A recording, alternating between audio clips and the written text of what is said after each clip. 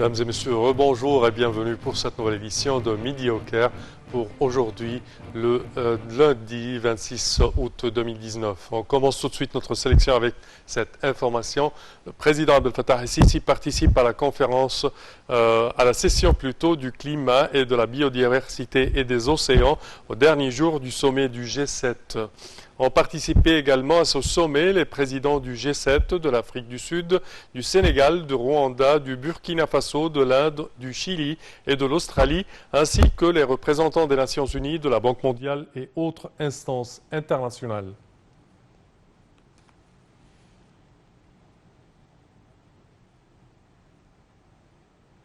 Et en marge du sommet du G7 tenu à Biarritz en France, le président Abdel Fattah el-Sisi s'est entretenu ce matin avec son homologue américain Donald Trump.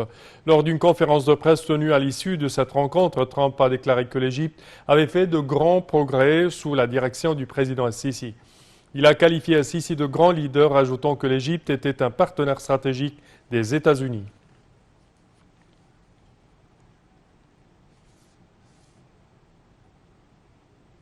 Et le président Abdel Fattah el-Sisi s'est également entretenu avec le Premier ministre britannique Boris Johnson en marge du sommet du G7. Les deux côtés ont souligné leur engagement à poursuivre le renforcement des relations bilatérales au cours de la prochaine période, tout en activant les cadres de coopération conjointe dans les différents domaines, notamment les domaines politiques, économiques, sécuritaires et touristiques.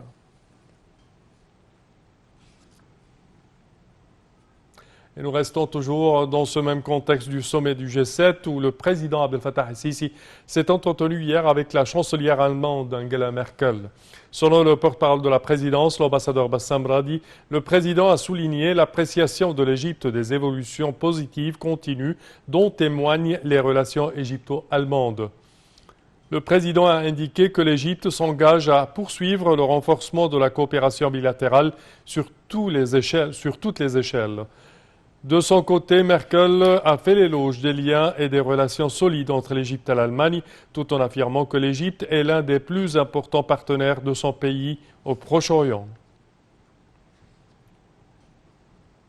Et en marge du sommet du G7, le président Abdel Fattah el-Sisi a reçu hier ses homologues rwandais Paul Kagame, sénégalais Macky Sall, sud-africain Cyril Ramaphosa et burkinabé Roch Marc Christian Kaboré, ainsi que le président de la Commission africaine Moussa Faki. Le porte-parole de la présidence, l'ambassadeur Bassam Radi, a déclaré que le président el-Sisi avait indiqué que l'objectif de cette rencontre est de se coordonner et de se consulter avant le début du sommet du G7 afin que les pays africains participants transmettent un message unifié et évidemment clair concernant les défis qu'il faut résoudre. Le président el-Sisi a souligné l'importance des relations entre les pays du continent africain avec ses partenaires internationaux en insistant qu'il s'agissait d'un partenariat basé sur l'égalité et la réalisation des intérêts communs.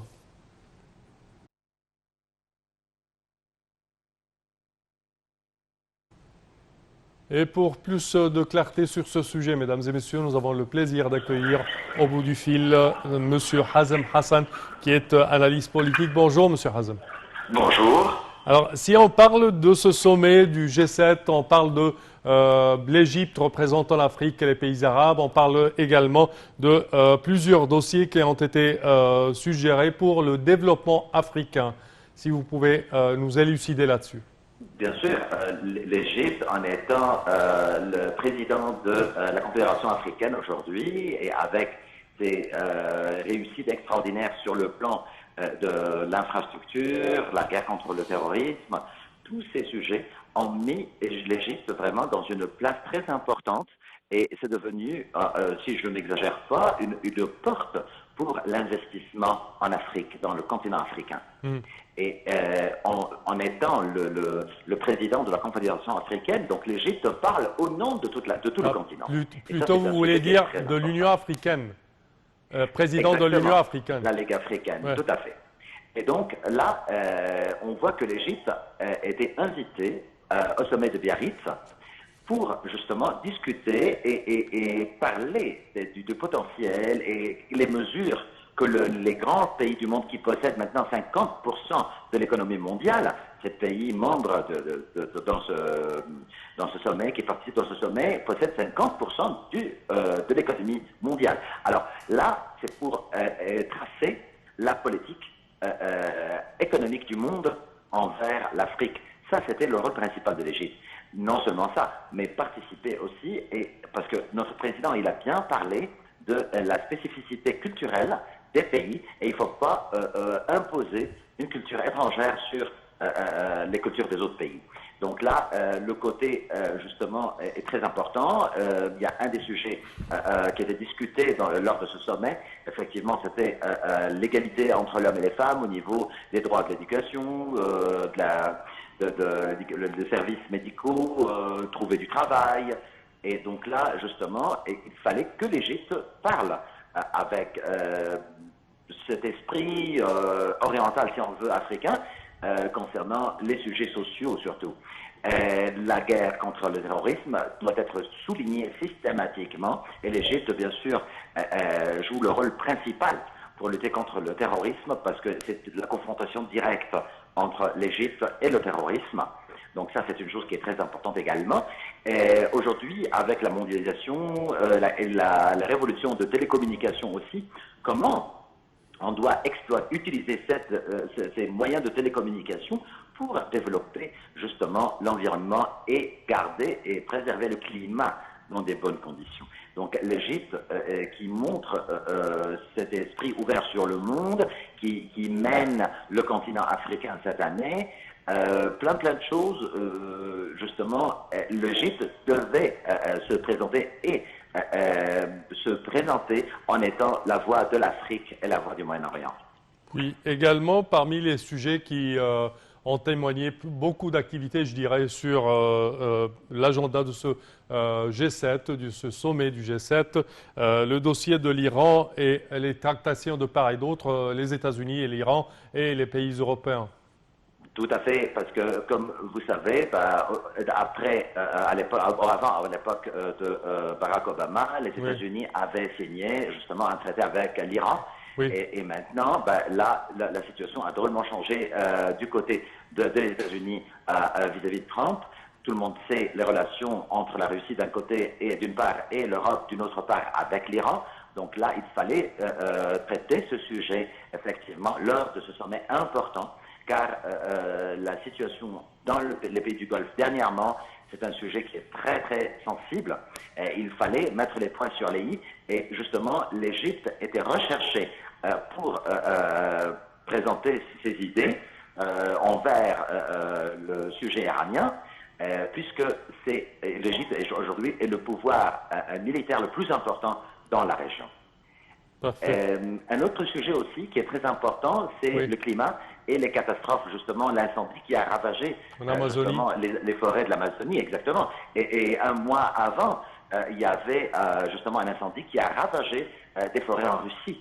Donc là, il fallait prendre des mesures et faire des lois, sortir des lois pour défendre les poumons du monde qui dégagent justement l'oxygène et qui fait disparaître, qui absorbe le gaz carbonique. Donc ça, c'est un sujet aussi qui est très important. Comment s'organiser, comment s'entraider pour garder ces forêts qui représentent les poumons justement de la Terre. Oui. Dernière question concernant ce G7, concernant la guerre économique entre les États-Unis d'une part et d'autre part des pays tels la Chine, même la France, avec des menaces du président américain lui-même de doubler à 100% des taxes sur les produits français, et surtout dans le temps, c'était, je pense, le vin français qui allait être douané d'une taxe de 100% quand même. Ça, c'est vrai. Donc là, le côté économique, il y a une certaine... le GATT ou l'accord de commerce libre, le traité de commerce libre dans le monde entier, bien sûr, là, il y a une sorte de compétition très, très sévère entre la Chine, d'une part, et les États-Unis, d'une autre part. C'est vrai que là, on ne peut pas séparer le côté justement militaire et politique du côté économie, surtout quand on regarde ce que le président Trump a dit, que l'OTAN coûte aux États-Unis très cher, puisque c'est les États-Unis qui monnaie, qui finance l'OTAN, on va pas payer pour garder et défendre l'Europe. Donc là, justement, ça c'est un côté aussi très sensible dans le changement qui ont atteint justement les relations des pays membres de l'OTAN. Et on voit que du côté l'Allemagne, la France, la Grande-Bretagne et les États-Unis d'un côté, et justement, là, ça c'était un sujet qui devait être discuté. Et à côté aussi de cette compétition économique vraiment très sauvage entre la Chine d'une part et bien sûr le côté des pays, le Vietnam, tous les tigres asiatiques, tout ça et la compétition avec les États-Unis. Donc là, je pense que ça ne va pas être réglé ce problème de compétition entre les deux masses industrielles. Prochainement, je pense que ça va durer quand même pas mal d'années jusqu'à ce que ça soit résolu. Espérons pour le mieux. Monsieur Hazem Hassan, je tiens à vous remercier de vos explications. Merci à vous. Et nous poursuivons, chers téléspectateurs, avec ce compte-rendu. Le président Abdel Fattah el-Sisi a prononcé hier un discours devant le 45e sommet du G7. La participation du président el-Sisi à ce sommet intervient en réponse à une invitation de son homologue français Emmanuel Macron. Voyons ensemble le compte-rendu. Les plus importants dossiers du continent africain et l'autonomisation de la femme sont les points principaux sur lesquels a été axé le discours du président Abdel Fattah el-Sisi au sommet du G7 à Biarritz en France. En sa qualité de président en exercice de l'Union africaine, le président a parlé des efforts de paix et de développement en Afrique ainsi que du partenariat entre les pays du G7 et les Africains. Il a souligné l'importance de l'exploitation des ressources du continent africain afin de renforcer et de développer les infrastructures. Il a en outre affirmé que l'essentiel pour les pays africains était de notamment réaliser la paix et la sécurité ainsi que de lutter contre la corruption, réaliser l'autonomisation de la femme et développer l'économie et l'éducation. Le président a par ailleurs souligné que l'issue de la crise libyenne était connue et n'avait besoin que de la volonté politique aussi bien que des bonnes intentions pour parvenir à un règlement politique global qui réglerait tous les aspects de la crise. Le chef de l'État a renchéri que parler de démarche pour promouvoir l'Afrique doit se fonder sur une volonté commune qui vise à régler les crises du continent en plus de la lutte antiterroriste sous toutes ses formes, vu ses répercussions destructives sur tous les plans. Le président a également appelé à mettre en place les mécanismes efficaces pour mettre un terme Le président a également appelé à mettre en place des mécanismes efficaces pour mettre un terme au paupérisme, réduire le chômage, lutter contre les maladies endémiques et contre les changements climatiques. Il a d'autre part souligné que la transformation numérique serait un des stimulants importants pour réaliser la croissance économique. Le président a conclu que les pays africains comptaient sur leurs partenaires dans ce rassemblement et sur les institutions internationales de financement pour renforcer leurs capacités afin qu'ils puissent relever les défis de la technologie et qu'ils puissent trouver des solutions innovatrices.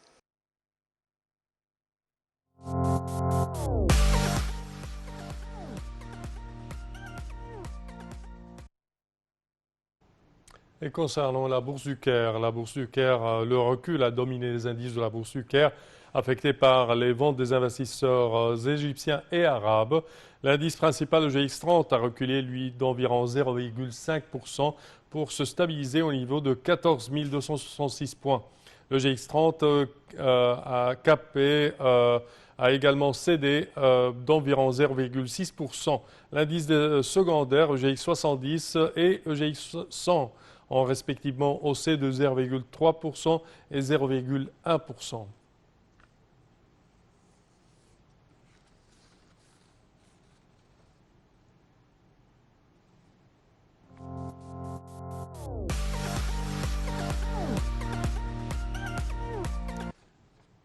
Des places au sport avec une performance, je dirais, qui rend tous les Égyptiens fiers. L'Égypte a conservé sa place à la tête du classement général de la 12e édition des Jeux africains à l'issue des compétitions de la 7e journée disputée hier. Avec 85 médailles, dont 27 en or et 36 en argent et 22 en bronze. L'Afrique du Sud vient à la deuxième place avec 51 médailles, alors que le Maroc vient à la troisième place avec 41 médailles, 13 en or, 11 en argent et 17 en bronze. L'Algérie a régressé d'une place pour se retrouver au quatrième avec 46 médailles, 12 en or, 14 en argent et 20 en bronze. Les épreuves de la haltérophilie ont débuté à Rabat où l'Égyptienne Heba Ahmad a décroché 2 médailles d'argent. La sélection nationale de l'Égypte a également décroché une médaille de bronze aux compétitions de badminton après la défaite de la sélection de l'Afrique du Sud en demi-finale.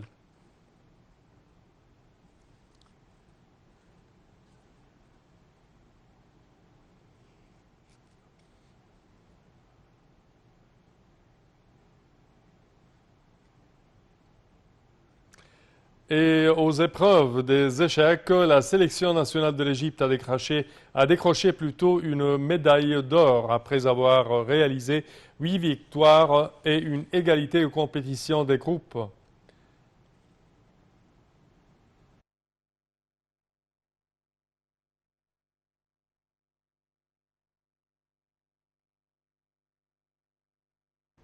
Avant de terminer, une petite information aux épreuves de triathlon. La sélection nationale a décroché une médaille de bronze. C'est la première fois de son histoire que la sélection nationale de l'Égypte remporte des médailles à cette compétition. La joueuse Basmala Al-Salamoni a décroché une médaille d'or après avoir battu les joueuses de la Zimbabwe, de l'Algérie et du Maroc. Et ceci conclut, chers téléspectateurs, notre sélection pour aujourd'hui de Midi au Caire. Je vous remercie de votre attention et je vous donne demain rendez-vous avec une nouvelle édition. Merci à vous.